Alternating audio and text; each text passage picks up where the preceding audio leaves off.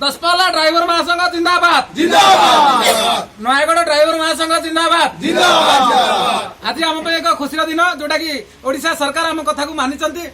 आम कथार किसी सारमर्म देते से आम खुशी दसपल्ला किसी केक काटिलु और बाण फुटेलु। आज अनुरोध करी नयगढ़ जिलार उपदेष्टा सुरेश भाई किसी यार बार्ता रखिए खुशी माहौल में। जय जगन्नाथ जय जगन्नाथ मु सुरेश कुमार सार नयगढ़ जिला उपदेष्टा जहाँ आज खुशी लगुच दसपल्ला ड्राइवर महासंघ प्रत्येक पंचायत आगधाड़ भाई मैंने आज खुशीर महल आज आम जो राज्य सरकार आमको जो गोटाए दाबी देते प्रत्येक ड्राइवर आज विगत दिन में 3 वर्ष पूर्व आम फेरी जा कौन आम यही भाईचारा आम पाइपार नुले ये कि साहाय्य सहयोग आम पाइपार नुले जोटा कि आज सरकार आमको कौन एक्सीडेंट हो कौन भाई जब मृत्याहत करती आमको जो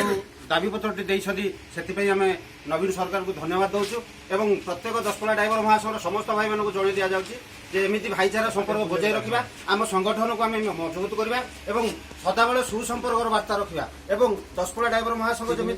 आगामी दिन में 1 नंबर ही रही सेमती 1 नंबर ही रहा एवं भाईचारा संपर्क मजबूत करवा मुझे कही मो वक्तव्य शेष कर जय जगन्नाथ। अनुरोध करी आम दसपल्लार ब्लॉक सभापति महोदय चंद्रकांत भाई किसी वार्ता रखु। जय जगन्नाथ मोर परिचय दसपल्ला ड्राइवर महासंघर सभापति दायित्व चंद्रकांत महापात्र दीर्घ 75 वर्ष होगा आज जो आम मान सम्मान टी पाइपार नुले सरकार सागर जो 3 वर्ष है लड़ाई चली ड्राइवर भाई मानकर आज ये सरकार आमर किसी दाबी पूरण कर अत्यंत खुशी अनुभव कर दसपल्ला ड्राइवर महासंघ आज उत्सव पालन कर। जय जगन्नाथ जय जगन्नाथ भाई मु तो छोटिया पिलाटा कौन बा बार्ता रखी मुंडर तो चुट्टी उपड़ी आने संघरे दौड़ी दौड़िका भाई मानकर आशीर्वाद अच्छी ओडिशा ड्राइवर महासंघ तार अग्रति पथ में आगे चली केवल से 6 जन भाई जे मुख्यांश आम राज्यर अच्छा ना तो कहले समस्ते जानते अजु भाई सुमन भाई घनश्याम भाई आम मानस भाई चैतन्य भाई समस्त भाई मैंने तो